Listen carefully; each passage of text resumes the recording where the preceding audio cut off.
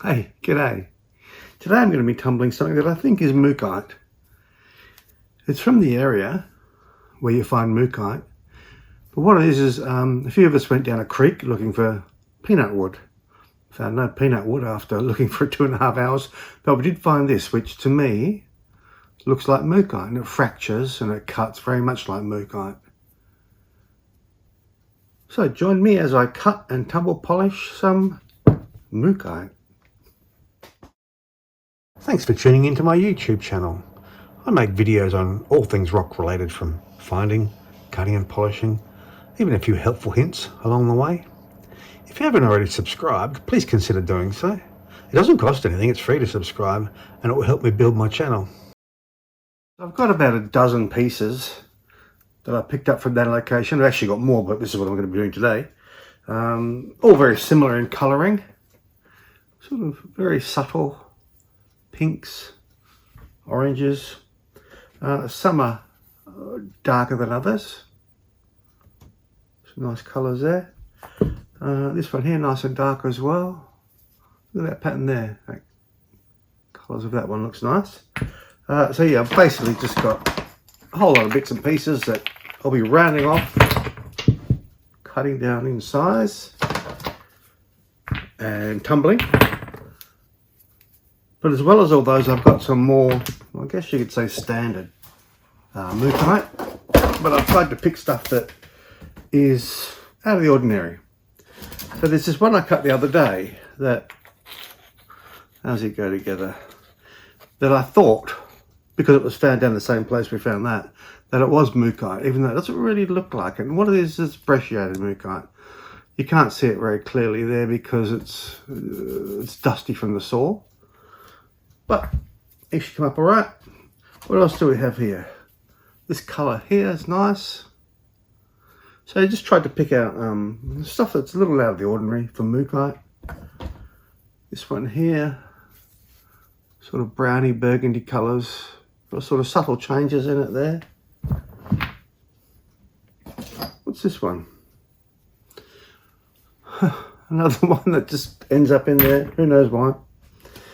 Now this here has some nice yellow tones in it.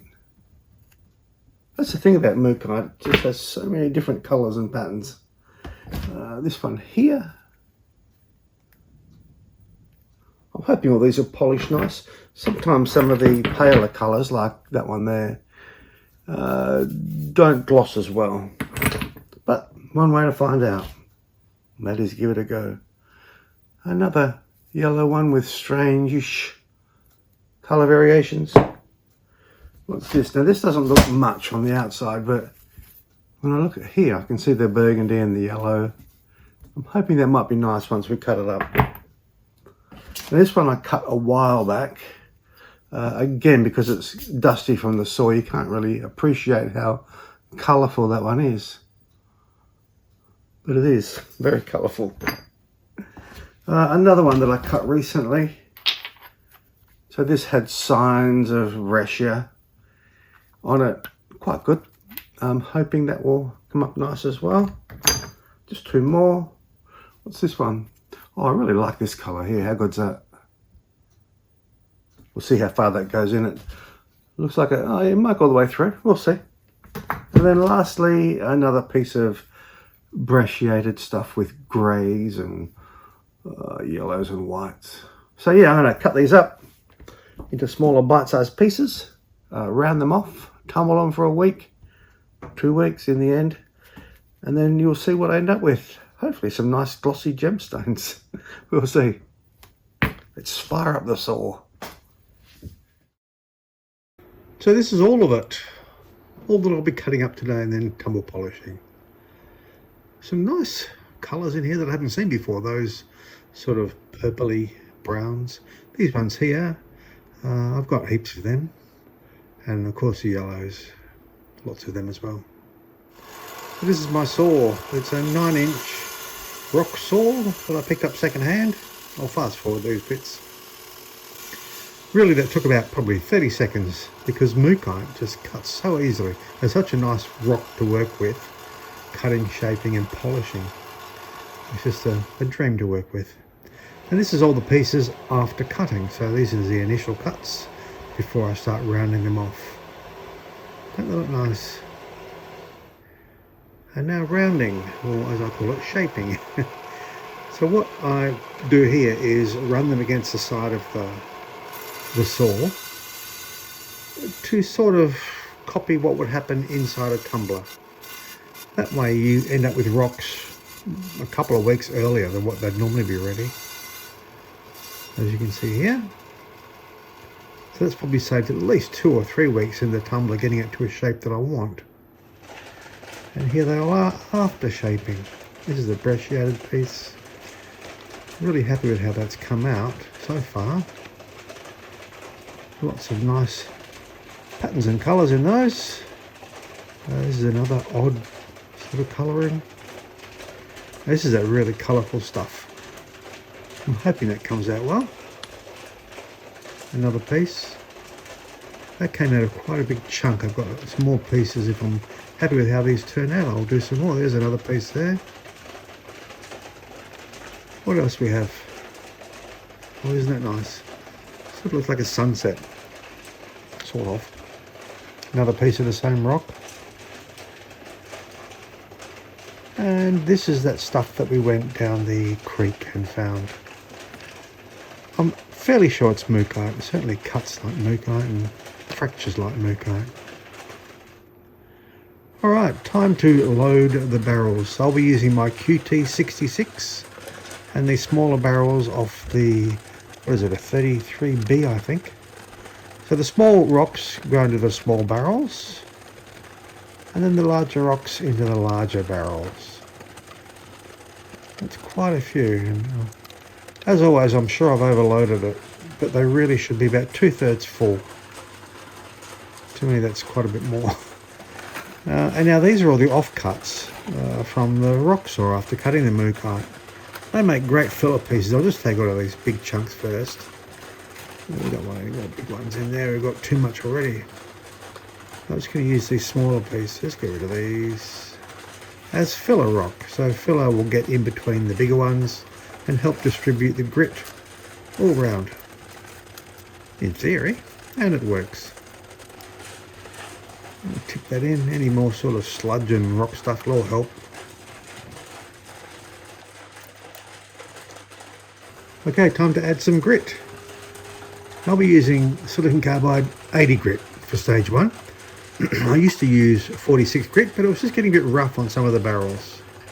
So each pound of rock takes a tablespoon of silicon carbide. So each 6 pound barrel will get 6 tablespoons, and each 3 pound get 3 tablespoons. Chuck it up. So let him dry out now.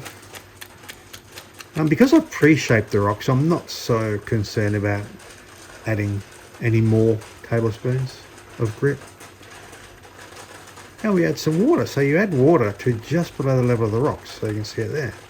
You don't want it overflowing the rocks, you don't want it so you can't see it, you want it just below the level of the rocks. That's good.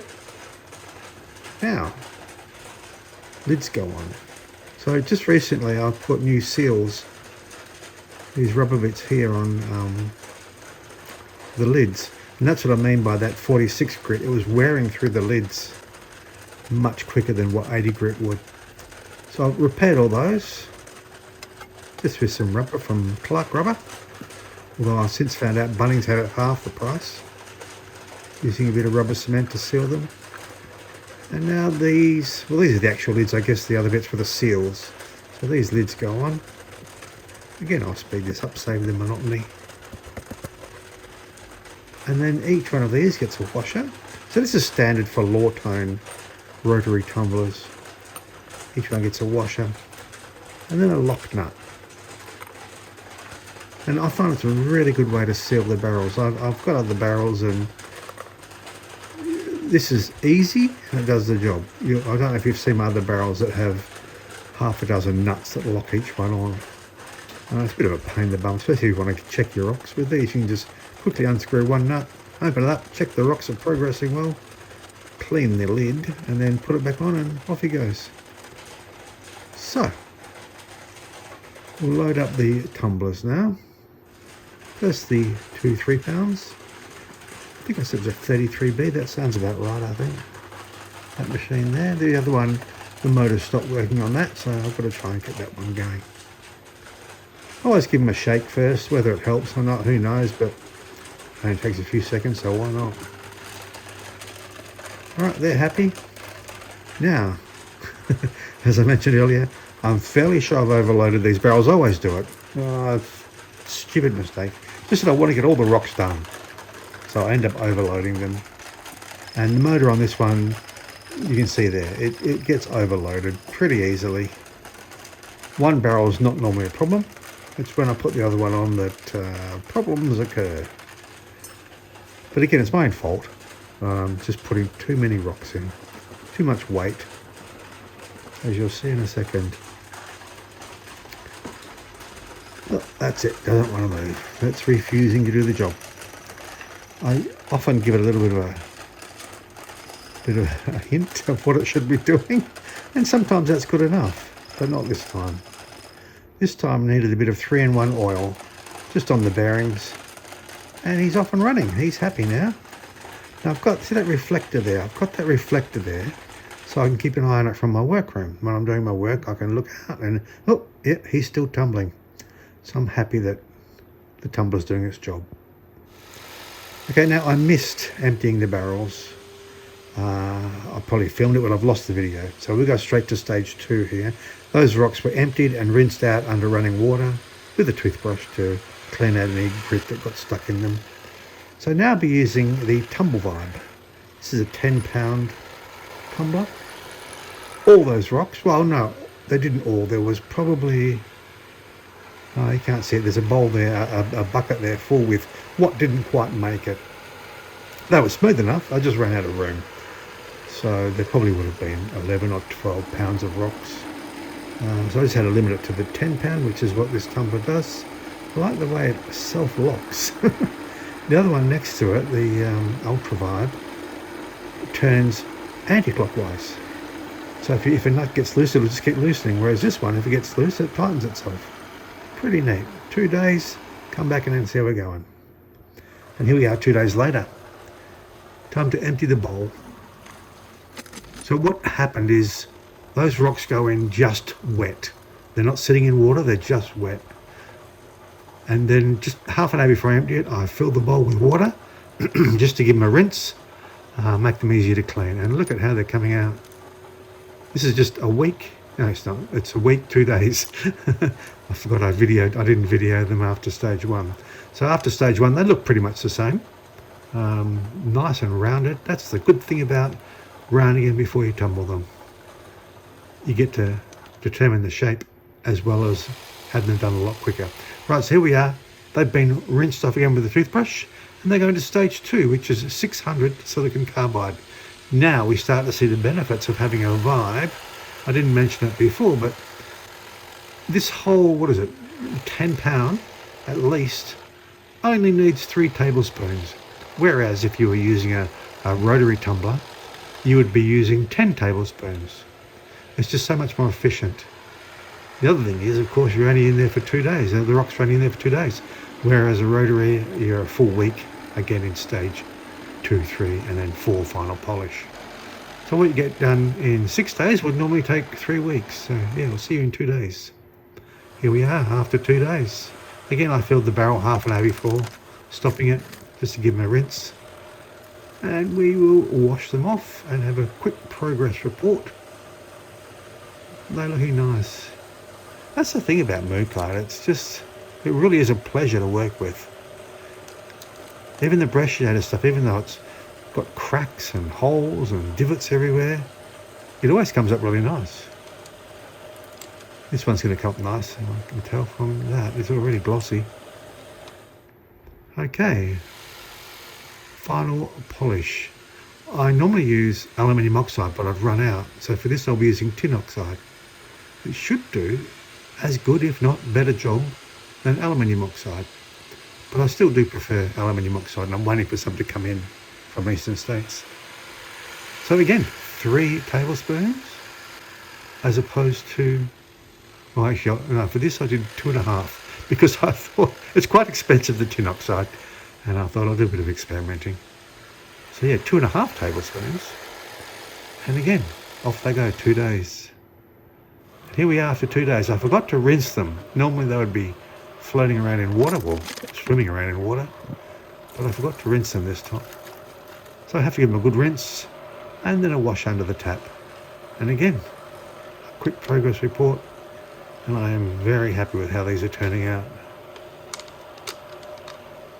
Even these ones that sort of a bit, I wouldn't say dull, but subtle colours. Unlike that, that's really vibrant, the sunset one. Even the ones that are, the subtle colours are coming out really nice. So yeah, these will now get a good rinse under the tap with a toothbrush, scrubbing any little bits that might be holding polish or grit. Then they go back into the bowl for about an hour, and I give them a borax rinse. So that's not it. That's him. This is borax. You get it at Woolies or Coles, wherever in Australia. I just give them a tablespoon of borax, and now they're swimming in the water. So as opposed to just having wet rocks like you would in stage 2, 3 and 4, they're now swimming in water. And that's just to get any sort of grit out. And that what you see there, the reason that's gone milky is all the grit that's come out, all the polish that come out of the rocks. So yeah, it really does a good job. But there's still one other stage that I like to do, and it's my favourite stage, and that is the ultrasonic cleaning. So especially these brecciated ones, I'll try and put a whole batch of those into the ultrasonic cleaner to show you what I mean about retaining their polish and grit. So there's all some brecciated ones, we'll chuck those in there. Yep. And if you're not using an ultrasonic cleaner, they're bloody cheap. Although I picked up that one for $5 at Cash Converters, the other one there, I think it was about $60, $65. Really good value, and for the benefit you get from really getting clean rocks at the end, I think well worthwhile. So I'll put all those subtle colours in there, the ones we went down the creek and found, because they don't really seem to have any flaws in them. They're very solid rocks. Whereas these brecciated ones, well, you can see they're all cracked and fractured and hanging on to all sorts of stuff. Let's see what else we got. No, another one. Right, now, ready to press start? I think so. Watch this. Look at that. Isn't it amazing? So that polish that you're seeing coming out of the rocks, once it dries it goes white, and it looks pretty horrible on a rock once it's been polished, but that gets rid of pretty much all of it. I do that for about 2 minutes each in the ultrasonics. This one takes a while to catch on, but he's going. But because these rocks are so, what would you call, solid, they don't have many flaws, there's not a lot of grit or polish that's been caught up in them. You can see little bits of stuff coming off, but look at that. Fantastic job. I like to give them a little shake to sort of change the direction the vibrations are going in. Whether that works or not, who knows? But I'm always happy with the results. And here we are, this is after 2 minutes. Look at that. Look delicious. It looks like when you get fish and chips and the fish comes out of the deep fryer. And these ones, you can see hardly any muck has come off those ones. And now these are the finished rocks we've ended up with. This is one of the colourful ones. Isn't that beautiful? So many swirls and colours. This one here, very glossy. I was going to say I'm happy with it, but I'm happy with the way all of these have turned out. This is a brecciated piece. You can see the white areas don't gloss as much, but the whatever that is that's filling in I think it might be silkcrete that fills in the cracks. Really gloss as well. This is another odd rock that I found along the way, and it came out really nice. And now this, no it's not, this is the sunset one. I'm calling it sunset because it looks like a sunset. That's really nice.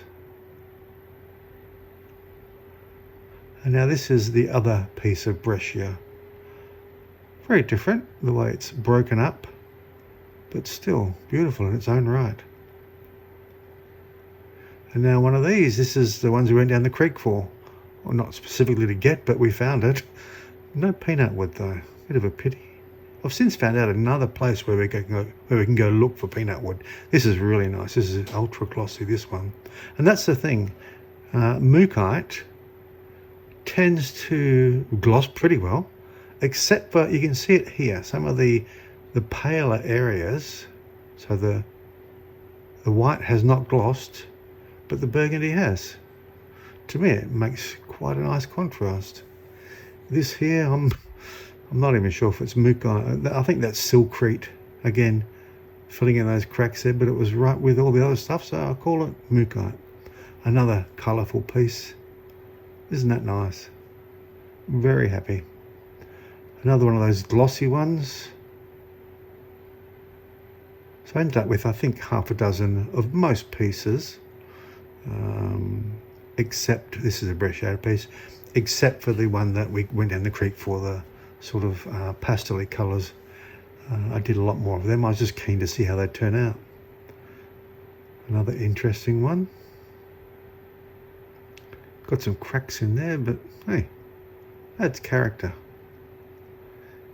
Another one of these sunset-y coloured rocks. I really like those.